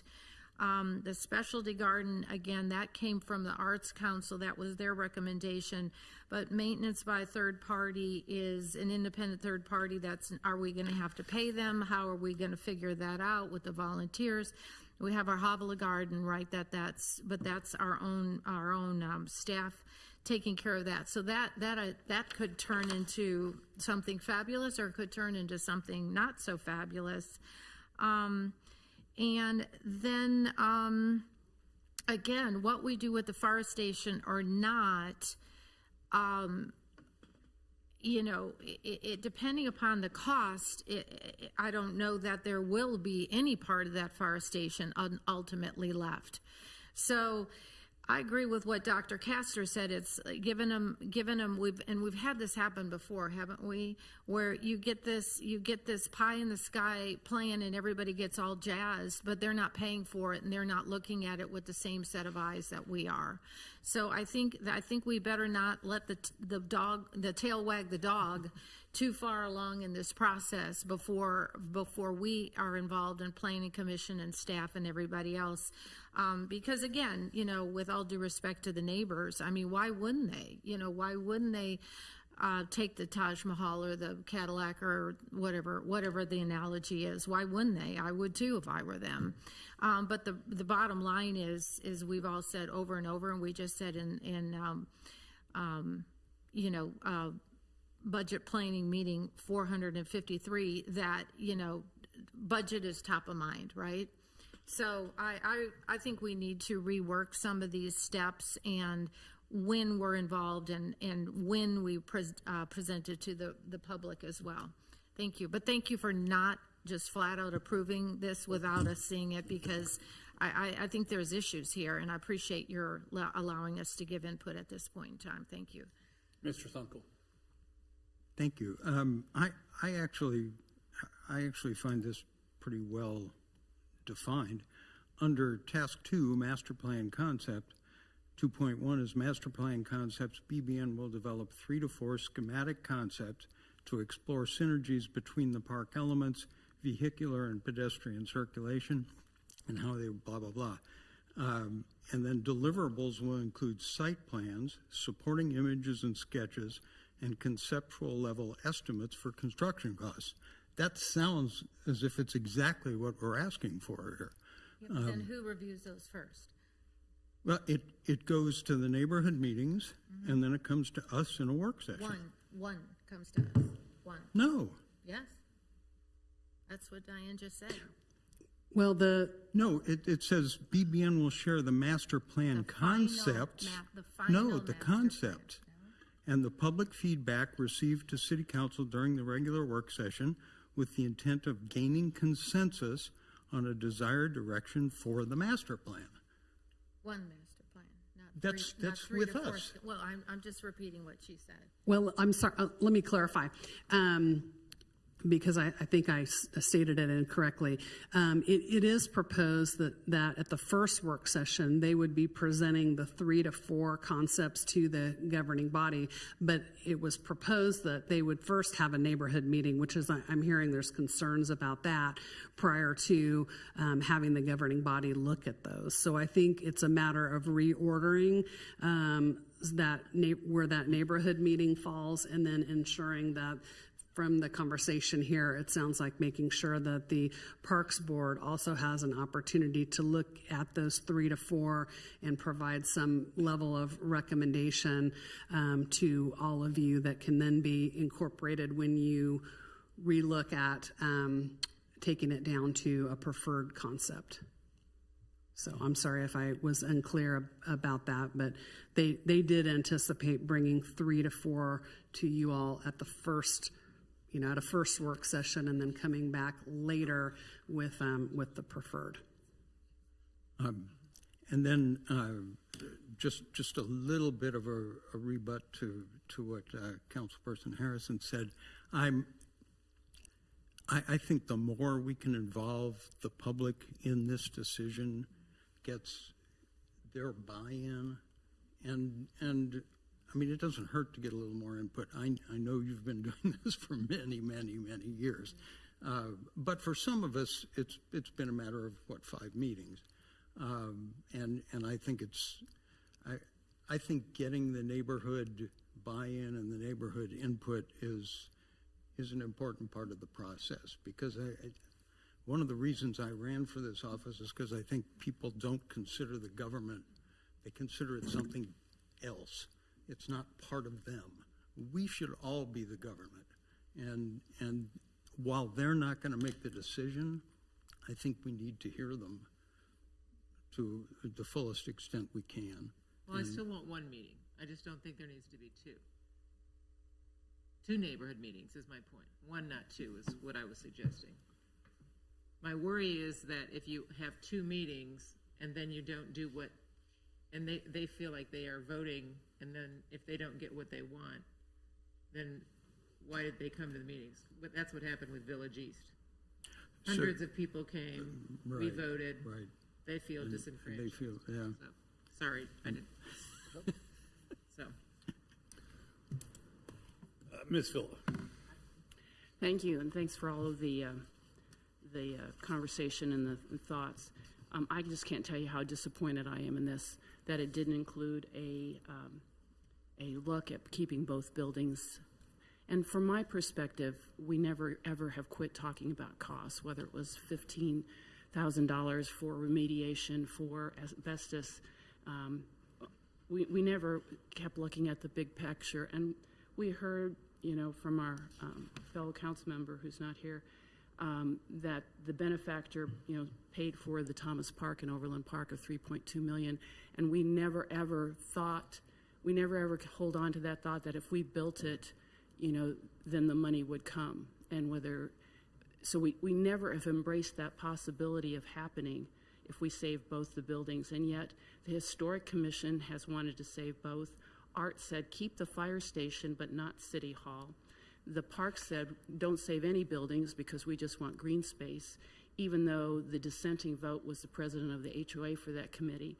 We almost poo-pooed the 277 residents who did the informal survey that was done at the fire station, initiated there at their open house, where 277 people filled it out, and 2/3 of them wanted to save both or one building, and I never got back to getting the results of that. And there was this disbelief that many people could be interested in responding, and maybe they were double taking the survey. But I know, even after you hear that the tree committee went and got equally amount people signing their petition, why would we not think that would be that many people interested in Old Leawood? The idea of having a perfected garden when the folks that I talk to who live in the neighborhood would like to have a backyard garden like the community garden, it's all of a sudden transformed into we're going to have a specialty garden in a very small space for people to use. A specialty garden doesn't strike me as something that's usable for kids or seniors who we know have said the number one need is programming for seniors. And I know that nobody thinks a park is activity, but if you haven't gardened, it is a very active activity as well as a community building. I've asked repeatedly through this that we could do a charrettes. We would have architects lead a charrettes so that we could see what is physically possible to put on that site. And the weighting of how we weight the input from different committees as to whether they have any folks that are on the committee that are in that vicinity, because I don't think the people at 135th Street or 23rd Street are going to drive all the way down to 96th to use those facilities. And again, remember, we have a very well-used pocket park of a half acre. That's very well used because there's 570 kids at Corinth, of which 95% are from Leawood, with 2 parents and probably at least that many grandparents who are taking them to the park. And so when you look at who that will be designed for, it is the people who want to walk and bike in that vicinity as we continue to make our community walk and bike. So I can't tell you how disappointed I am that we're still not thinking big picture. We're still using cost. In the Gezer Park, we spent somewhere plus or minus of $3 million, and we never went through the kind of detail we're taking this to in 10 acres. We're never having this kind of process of what it should be used for and who, and it's just disappointing to know that we've had all this input, but the most of the input that we've had, people who've actually got in their neighborhood and put pencil to paper and brought us their ideas, and it's almost like we poo-pooed, like, well, how many people do you represent?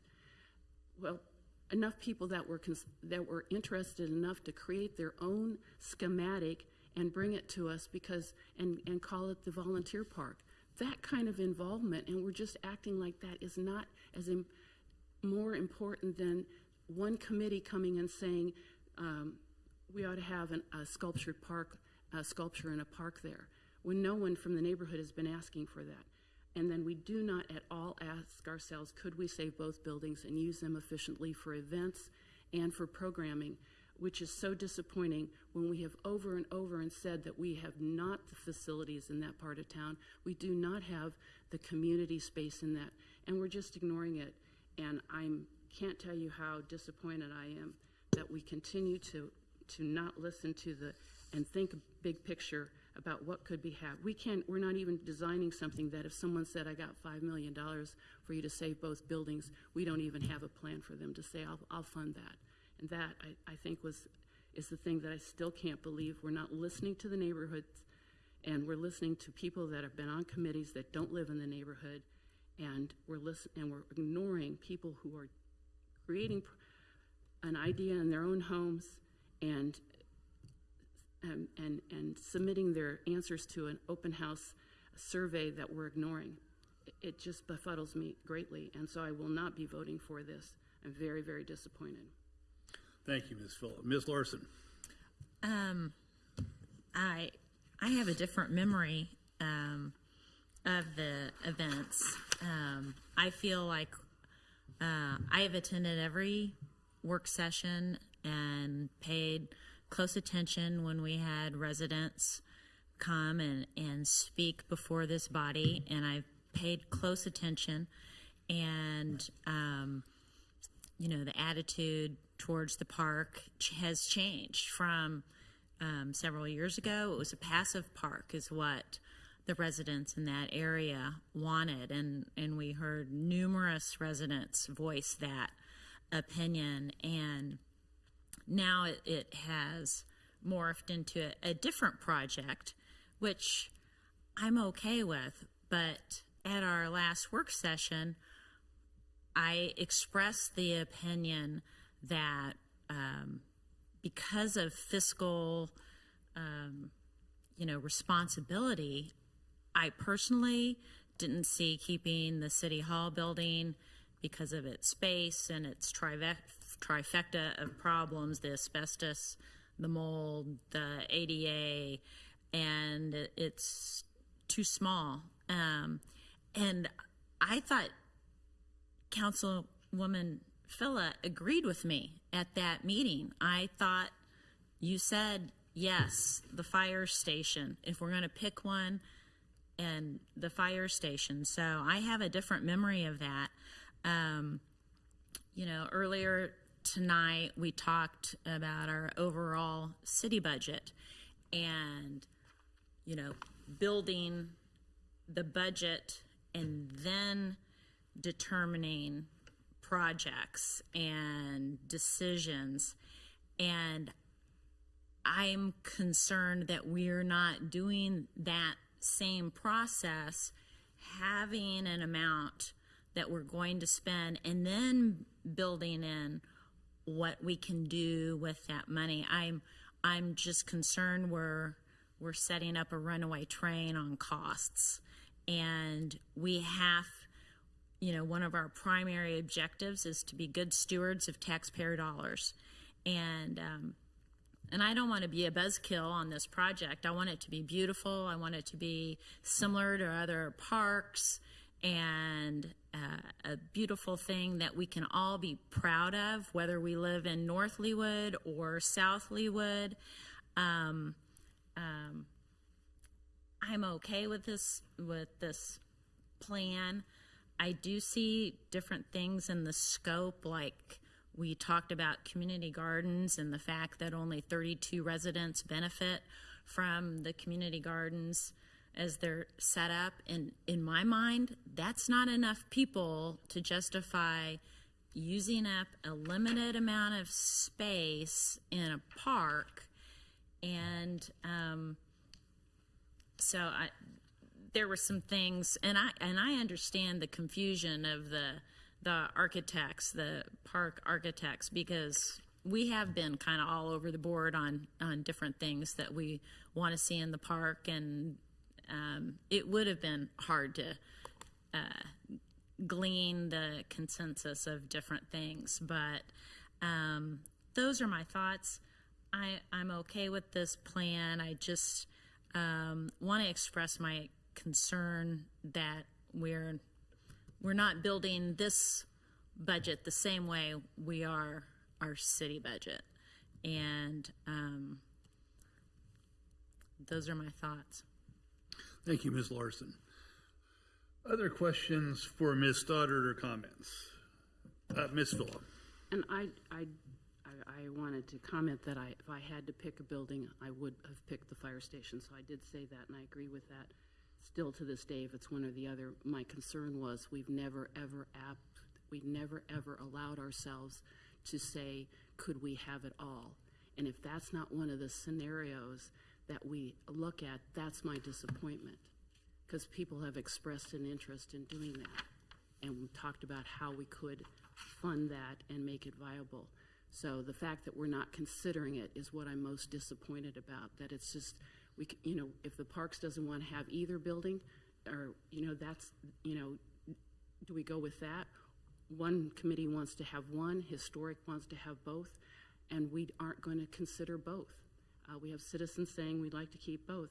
I wonder if I put a bulletin board out there that said, text here, or, vote if you'd like to keep both buildings, because how many people drive by that, and it's the epitome of the character of our city and our beginnings and of Old Leawood. And they purposely go a different way on their commute so they can drive down Lee Boulevard, and that's part of what they see.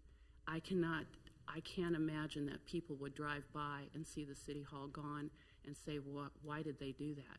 And I'd like to say that we looked at that option and we deemed it not of interest, not programmable, and not we couldn't afford it as a city of distinction, because, we can afford, spending the money on Gezer, and we can do Vista 154 without this kind of examination, et cetera, et cetera. I can think of so many things that we've never gotten down into the weeds like this. And the fact that we have never, ever said, could we have it all, is so disappointing. And not to have a charrettes where we could move the pieces around and say, yeah, we have to give up something to make it fit, with some perspective. That's just so disappointing. It's lack of our imagination, and that's disappointing. I don't feel like we are listening to our citizens. Thank you, Ms. Phillip. Other comments, Mr. Sunkel? I think I'd like to end on a happy note. I'm looking forward to seeing the 3 or 4 concepts, and maybe seeing some broad numbers applied to them, and see what we can do, and then move on from there. Thank you, Mr. Sunkel. Aren't we all happy about this? Good point. If not, Ms. Kane? So is the question before us right now is, do we want to accept this as it's written? Or are we going to tweak this and then you're going to come back to us? My suggestion at this point is for me to take kind of what I've heard here this evening, visit with BBN, and we'll reformulate this proposal in response to what I've heard, and we'll bring it back to you all to make sure that it's reflective of what you're looking at. But in general, I'm hearing make sure that you all receive that first, that we've got the work session up front with you all. Make sure that we include park board feedback at the appropriate point, and then I'm hearing perhaps reducing the neighborhood meeting to 1 instead of 2, and then we may have some adjustments on the time frame that I'll need to visit with BBN about, if that sounds like I'm on course with what I've heard. So, Mr. Supple. I just want to make sure we have some cost estimates as to what the various options or the various elements of the options are, like the new city hall or the old city hall renovation. I'd like to know what that number would be. At the stage when you have the 3 to 4 concepts? Early in the game, before we start to zero in. That would be my preference.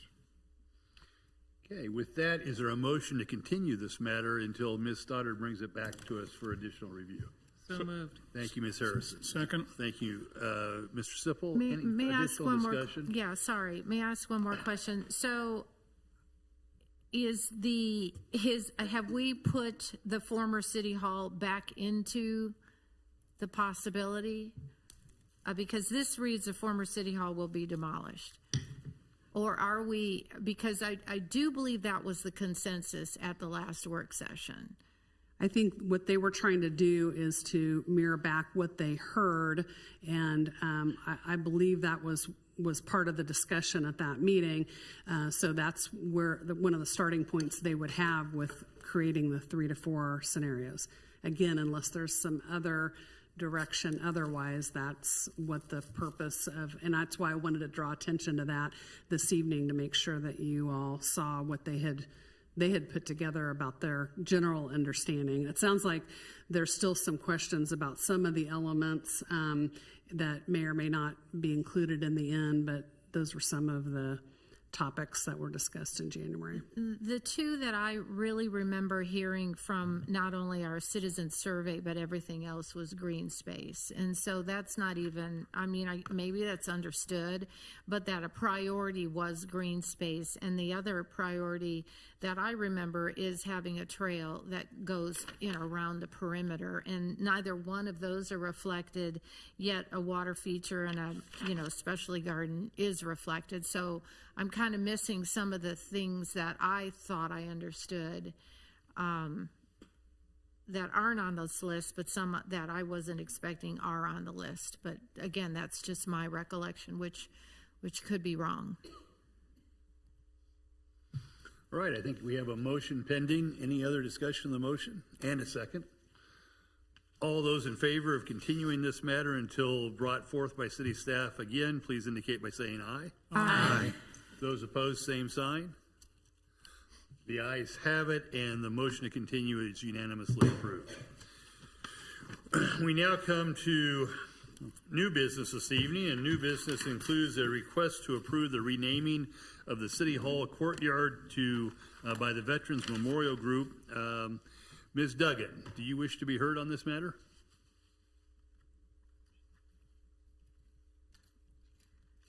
I don't really have much to say other than what was presented, and I'm here to answer questions and be part of the discussion. So I'm ready for anything. So just for the record, so our record's clear, would you mind giving us a short 2 or 3 sentence synopsis of what the proposal is? So the proposal is the Veterans Memorial Group, as part of their plans for the Veterans Memorial, would like to add a granite sign to the southwest corner of a planter bed, naming the courtyard Leawood Veterans Memorial Plaza. And the reason why we're bringing this up this evening is because it went through planning, but then there was some discussion as to whether we want to name the courtyard or not. We have not found any evidence that the courtyard is already named, but the group needs to know whether this signage will be a part of their fundraising efforts, and they are ready to kick off fundraising efforts. So therefore, bringing the idea of naming the courtyard, which was part of their hope, to the Leawood Veterans Memorial Plaza. Thank you, Ms. Duggan. Questions for Ms. Duggan? Mr. Sipple. Ms. Duggan, would this be done simultaneously with the dedication of the memorial plaques to the various arms services divisions? Yes, this would be integrated into the full project if approved. Questions? Ms. King. I guess I do have one question. Given the fact that I don't know, how do you pronounce that? Douthit? Thank you. I see that name and it just doesn't come out of my mouth. But considering that they donated the land for the town center and the library and something else, seems to me, maybe just the plaza when I was reading this, Are they still, and then there's obviously the fountain, that's the third one. The fountain is there, the plaque is there. I mean, that's a big donation, right? We wouldn't be here if they didn't donate it. So, have we reached out to them, or is there any thought to reach out to them? Is there active conversations back and forth? What? I'm sorry, somebody. Because I feel like I might think that would be a little disrespectful at least if we don't ask them. I know Neil Douthit well, and I can call him, and I'm sure he'll be fine. I don't think there's a problem, but I will call him tomorrow. And Ms. Hawk, if you could introduce yourself and your address, please. I'm Alice Hawk, 2841 West 118th Terrace, Leawood, Kansas, 66211. Thank you. And I appreciate that. I think that's just, I mean, the fact that they donated all this land that we're literally sitting on, and we don't at least ask as a courtesy, I would think that would be shame on us personally, but that's just my thought. But I do want to give a shout out to your group in talking about using Donor Box and why they're using it, and the nonprofits and increasing funding. I thought that was very interesting and excellent that Matt Peppis on your committee is helping with that. So that's wonderful to see that those plans are going that far. Thank you for that. Thank you, Ms. Kane. If no questions, comments, or discussion by the governing body. Ms. Larson? Do we want to continue this matter to allow Alice Hawk we to hear from pose the Douthit family? Question? And if we do, I would suggest we put them at the beginning of the agenda if this is if this is moved to another meeting. Or could the motion be that contingent on the answer that Ms. Hawk gets from the family? It's a yes. If she gets a yes, we move forward. Is that allowed, Patty? Make a motion that, depending on what she hears back. You could do a contingent approval, contingent on the consent of the Douthit family. With that. I move we go ahead with it contingent on the response, a positive response from Mr. Douthit. Second. Thank you. Motion by Mr. Sunkel, second by Ms. Larson. Discussion. I guess I would have hoped that there would be more discussion tonight about this. I think it is a very dramatic expansion of the Veterans Memorial, which I think is a very important thing for the city to do. But if we go down this path, we're expanding the memorial to include everything from the front door almost to town center.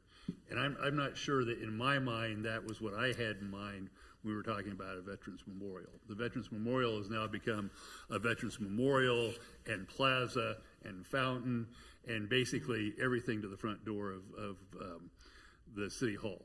And to my way of thinking, that is an overbreadth of the memorial. But it would seem that I'm perhaps in the minority there, and on this issue I don't have a vote unless there's a tie.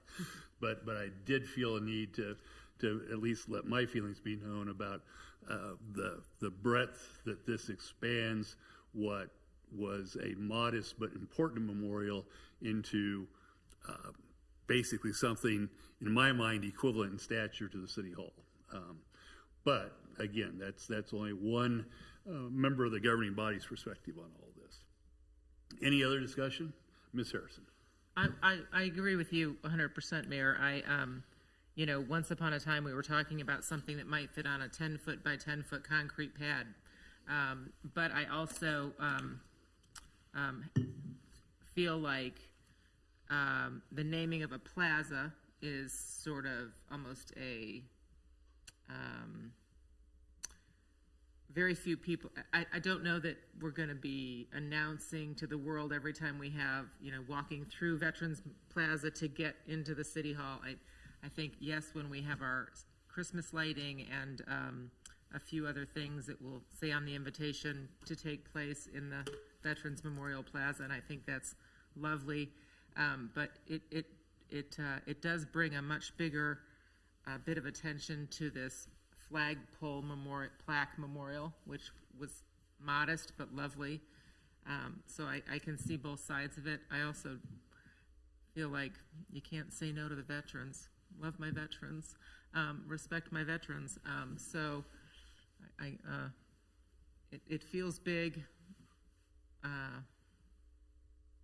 but also possibly very important. Thank you, Ms. Harrison. Other comments? If not, all those, and I'm not sure I've actually heard how the motion was articulated. Mr. Powell, would you like to read back what you understand the motion to be? Yes, I have Councilmember Sunkel and Councilmember Larson moved and approved, but contingent on the response from the Douthat family that they're okay with renaming. With the idea that it'll be brought back as a consent agenda item. That's what I heard Ms. Bennett recommend. I'm sorry, it was just a contingent. It doesn't need to be brought back unless that is part of. Okay, very what good. you like. Mr. Sunkel, is that what your motion was? Ms. Larson? Yes.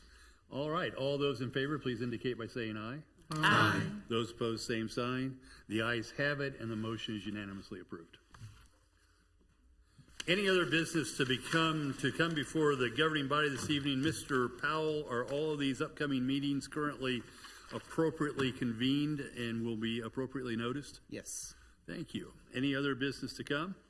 If not, is there, Mr. Sipple? Just a reminder that we do have the work session for the HOA officers, and that's what many of us will be attending several weeks from Sunday. So that's an important session. Make sure everybody tells their HOA officers to attend. Hopefully the announcements go out and the invitations and so forth. But I'm looking forward to it. It was very productive last time we had, so recommend that we all attend. Thank you, Mr. Sunkel, and I would also suggest it's my expectation that all of you will be there. So you're all going to be leading discussions there. So, if no further business to come before the governing body tonight, is there a motion to adjourn? Move to adjourn. Thank you, Mr. Sunkel. Thank you, Ms. Harrison. All those in favor of adjourning, please indicate by saying aye. Aye. Those opposed, same sign. The ayes have it.